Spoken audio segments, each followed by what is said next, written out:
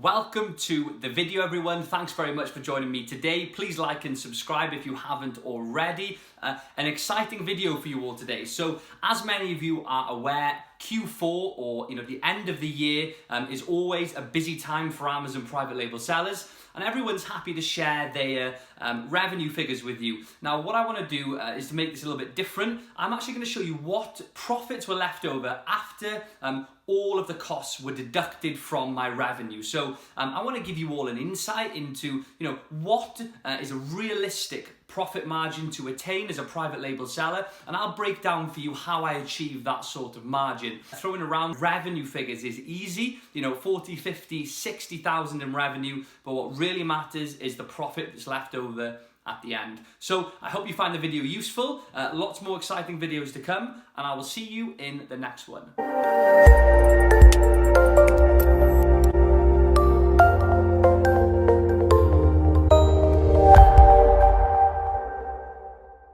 Welcome to the video, everyone. Thanks very much for joining me today. If you're new to the channel, welcome. Please like and subscribe to the channel to make sure you don't miss content such as this. So you're interested in Amazon FBA. You're either a seller or you're thinking about being a seller in 2019. Now, it's important for you to not only see revenue figures from private label sellers like myself, but to actually see profit margins, or what is the amount of money that they can take home and put in their pocket at the end of the month. Now, it's easy to throw around revenue figures. Now, you can have a business that's turning over £50,000 in revenue but making no profit. So I wanted to shed some light on that and give you an insight into the exact amount of money that I made this Christmas. Now, I'm actually quite excited to see this myself, if I'm honest, because although I've got a good grasp of my figures, it's interesting for me to break it down to the pound, to actually see what did I make in December this year. I rely on my Amazon FBA business to bring in income, so it's good for me to see. So I'm going to break down the cost for you today. We're going to look at my total revenue, and then we're going to deduct from that all of the fees that I have incurred for that month. Now, you can go ahead and do this yourself if you're a seller on Amazon. If you are interested in selling on Amazon, it's still good to have an idea of what sort of fees that you're going to incur. Now, you're all probably familiar with Amazon FBA, obviously, and the potential that it presents in 2019. I recognized this a year and a half ago, and I've never looked back since. No previous business experience. I just had an idea. I worked hard and got to the level that I'm at today, where I've turned over on the north side of £250,000 on Amazon. So let's get into it. If you are wondering what the Amazon FBA Elite Academy is, I'm not going to waffle on about it, but take a look in the description underneath and you can take a look yourself. So the first figure, how much money did I turn over, right, the gross total, the revenue figure from the 1st of December to the 30th, I hope there's 31 days in December, the 31st of December. So 31 days figure. So we'll jump into slide 2. So total sales for December 2018. Now here is a screenshot from my sales dashboard. You will have this within your Seller Central also. Nice way to track your sales. You can do this from your phone or on your PC. Now, if we look underneath here, we can see that I had a total order items of 1,079 units. So throughout the month of December, I shipped out, or Amazon shipped out, over 1,000 units of my product. So you're aware, fulfillment by Amazon, my products aren't stored here in my house. My products are stored within the fulfillment center, which is designated based on a few different factors that Amazon distinguish themselves. But they're all stored in a fulfillment center. So whenever someone places an order, I get a notification on my phone to say that, Dill, you've had an order placed for one of your products. We're now shipping that product within the next 24 hours if it's Prime. So, you just sit back and sort of watch and monitor what's going on. So 1,000 units. Now, this time last year, I also sold a similar amount of units. I actually sold more, and I'll explain a little bit about that in a moment. You can see from the graph line here, same date range a year ago, 36,000. You think, wow, it's actually got worse since last year. There's a good reason for that, which still hurts inside to explain. I'm still quite frustrated about it, but it happened, so I'll explain that in a moment. But Many other people who I work with have doubled their sales figures from last year, so that's what's really annoying about that. But 1,000 units, all stored externally and all shipped by Amazon, completely passive income. I could have been in the UK, I could have been in Timbuktu, could have been anywhere. It doesn't really matter.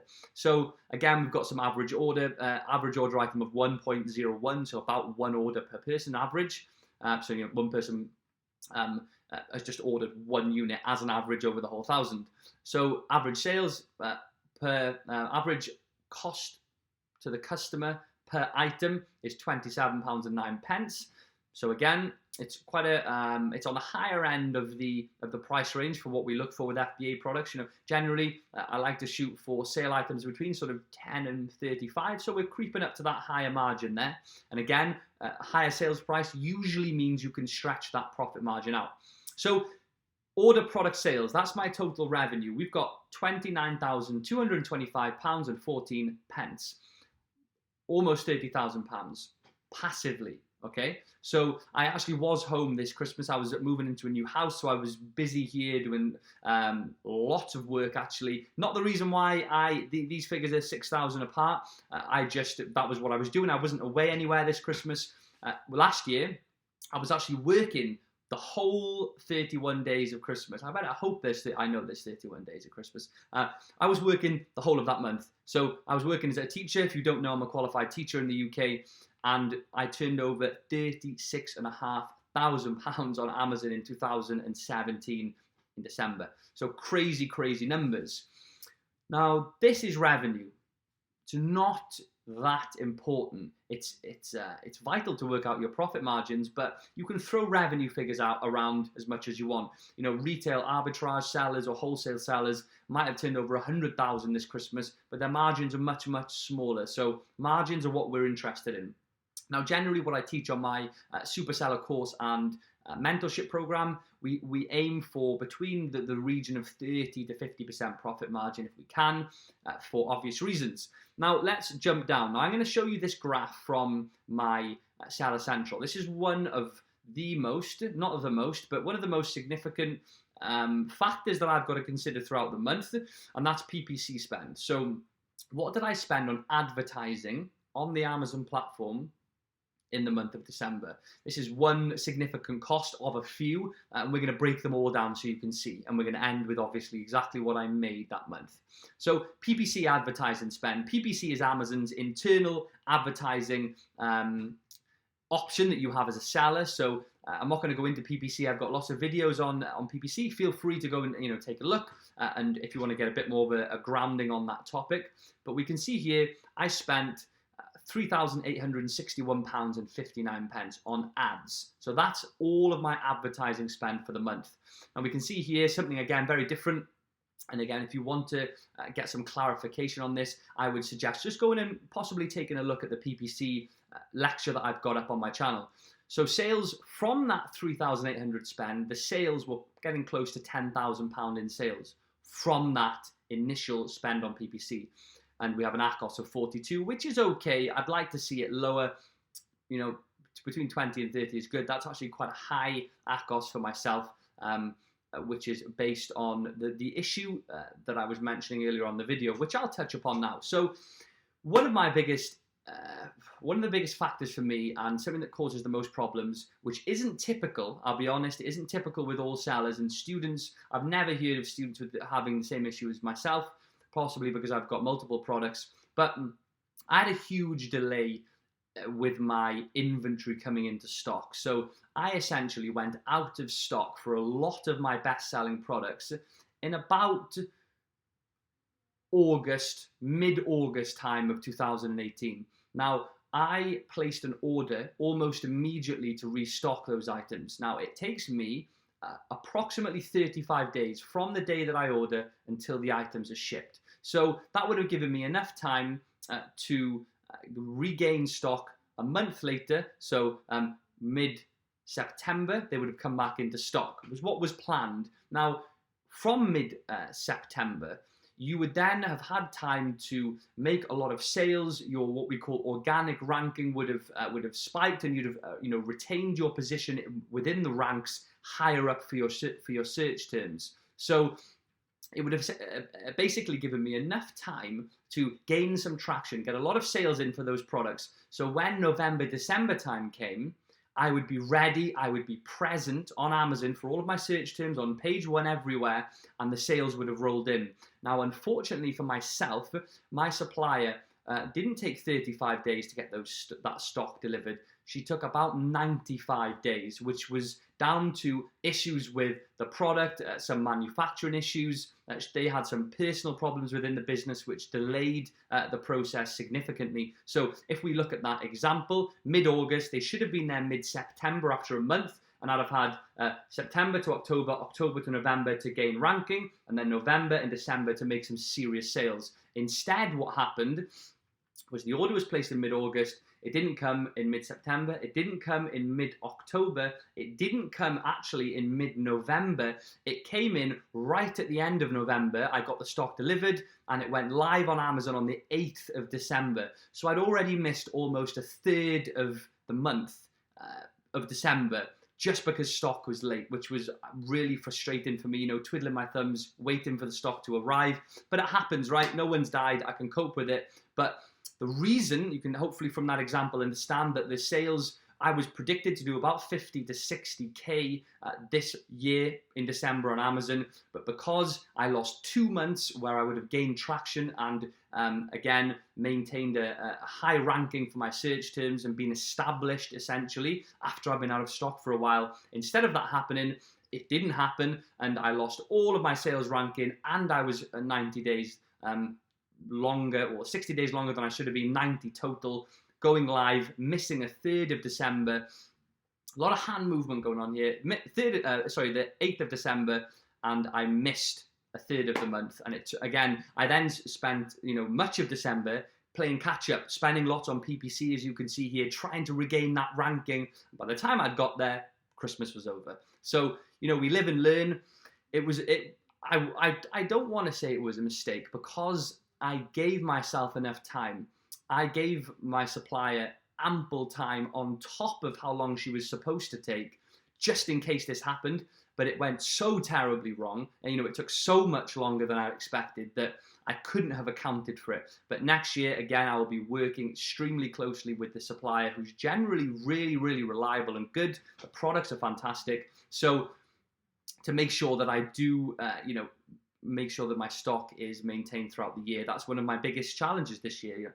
Could it be worse problems than just, keeping on top of your stock, which is, one of the main issues when you're a seller on Amazon. It's stock control. There are other things, obviously, but stock control for me has been my biggest problem. So let's move down and we're going to whiz through this so you can see. So let's look at my income and then my expenditure. So what did I take in and what was sucked out of the business, via lots of different streams. So the sales, now we know what the sales are. They were visible here for the month of December. So £29,225.14. Nice and simple. So expenditure, we're going to break these down, give you an idea of, for myself, this is my real-time example of my own business. So the cost of the products. Now, as we can see here, 1079 units were ordered. So what did those 1079 units cost me? What was the cost of the unit? So we'll multiply that by my average unit price that I pay for my stock, which is about £4.30. So 1079 times £4.30 is £4,639.70. So that's what it cost me to buy my products from the supplier. Now, I had an international bank transfer charge of £20 to pay them. That's why I wanted to include as much as I could, if not everything. Now, import VAT is what we pay to import the products over from China. If you are opting to ship from China, some people ship from the UK, some people source their products from the UK. It's not as common as China, but it does happen. So 20% of the cost of the units. So the cost of the units, as we said, was 4639.70. We multiply that by 0.2, which is 20%, and I had a £927 VAT charge to get those products in. So basically, you benefit a lot from having much cheaper items in China, but you do still have to pay import VAT. But overall, you still are far better off usually ordering from, importing from China. Duty is 5%, so we've got 231.98. Again, similar calculation to the one above. Now, my PPC spend We know what that is, 3861.59. So we've got that in there. That's what I spent on ads during the month of December. Should have spent far less than that. If I had, like I mentioned to you, had stock in when it was supposed to come in, I wouldn't have needed to spend that much, and my margin would have been up to where it usually is. Professional selling plan. So when you sell on Amazon, you pay a monthly subscription fee. There's different fees, different options, but I am a professional seller. Sounds quite important when I say it like that. I'm not really, but a professional seller on Amazon. So I pay £25 per month for that privilege. And again, that results in you being able to benefit from lots of different things going onto that plan. You avoid certain costs that you would incur if you went onto the lower plan, which is the individual selling plan. So my FBA fees. So I obviously don't, by storing my products in an Amazon warehouse, I still have to pay for them to ship them for me. So externally storing and shipping them for me, that costs me money. It's like paying for, going down to the post office and sending a box. You pay for that. I also pay for them to do it for me. Obviously, the logistical side of things are far more fluent when they're externally sourced and shipped, because I don't have to be the one to go and post them. Right? That's what makes this business model beautiful. If I had to ship 1,079 units in a month, my brain would explode. That would be a crazy amount of units per day. 300 units? 30 units a day, possibly more, a bit more than 30 units a day. It's a lot. Can't do it, especially if you're working, which most people are when they start this venture. So that's my fees based on what the report provided to me on Amazon. So referral fees is a percentage that Amazon take of your sales. So they actually take a cut of this amount for the privilege of having access to their hundreds of millions of customers, worldwide. They take a referral fee. Now this varies depending on what product and category that you're in, but for me, it's 15% on the dot. So that would leave me with this amount paid via my referral fees. So 4383.77. I will take away that one from that. We don't need that. Now that comes to a total of £16,696.55 out the business, right? We've got 29 in and 16,600 out. So we can immediately see that there's something left over. Now that something left over is profit. Profit, you can choose to do what you like with. Some people take a cut of it, some people take it all, some people reinvest it. Now, let's actually calculate what that is. Now let me grab my phone, nearly fall off the chair while I'm doing so. And let's have a look. So we're going to calculate, you can do this yourself if you like, check I'm doing it right, 225.14, and we're going to deduct 16,696.55, and we're left with 12,528.59. Now that is, I'm really happy with that. I don't want to dwell on the fact that it should have been double because of, the issue that I had. But either way, we experience hardships. This is one of them. You have to basically learn from it. I'm going to work a lot harder and put a lot more pressure on my supplier to ensure that everything is airtight this year. Even though I did do that last year, I'm going to do it even more this year. And I'm certain that we'll be able to make sure that everything's on time. Now, £12,528. Okay, so that is a crazy amount of money to make in a month passively. So if I've got a partner, I've got a cat now as well that I've got to look after. I've got a house. If I didn't have those things, I would be just traveling the world. I would be flying to Australia and enjoying life in lots of different countries, experiencing different cultures, and making the most of life, basically. I love what I'm doing now, but, if I was a bit younger, maybe early 20s, I'm, mid-20s now, 27, we'll call that mid-20s. If I was younger, I did that, I traveled myself. I had no money when I traveled, but this would have been, 10 times what I went out to Australia with in a month passively. So people want to do different things in life. Some people want to spend lots of money, so they would take all of this out and they would, spend it all. Other people are more prudent. They want to reinvest the profit, so they might take maybe 4,000 or 5,000 out, and they would reinvest 7,000 into growth and expansion and scaling the business up. Because that's what I advise in the course and what I teach in my mentorship program. That's what I do. I take a minimal amount out to be comfortable and be able to go on holidays and bits and bobs. But I also make sure that it doesn't cripple me financially. If I want to launch a new product, I can. If I want to reinvest in stock, I can do that. So we have lots of different people from lots of different walks of life who sell on Amazon, and I would say a typical example of someone who's quite cautious, someone who is sensible, and that's what I would advise to be. But it just homes in on the fact, right? Why on earth would you work a 9-to-5 job when this potential is out there? I had no previous online business experience, never had an e-commerce store before. It's just mad how you can, put this effort in and have this tangible result. I'm full-time Amazon FBA now. I quit my job as a teacher because of these figures. And, it's quite incredible. And I'm encouraging people to start and helping people by providing, information on my channel is, my goal at the moment throughout this year. I hope you do find it helpful. So yeah, that was my Christmas this year. It was an interesting Christmas. I cannot wait for next year. If anyone is about to start FBA, you're in for a treat. It's a roller coaster ride that is extremely enjoyable and lucrative. So if you're willing to put the effort in, then go for it, because it's amazing. And you reap the rewards later on. Once the effort has been put in, you can sit back and start to enjoy the passivity of the model. And if you want to travel, travel. If you want to stay at home all day, stay at home all day. If you want to carry on working, you carry on working. It just gives you that bit of extra income. So hope you enjoyed the video. I'm going to stop blabbing away, and I will see you in the next video, which will be later on this week.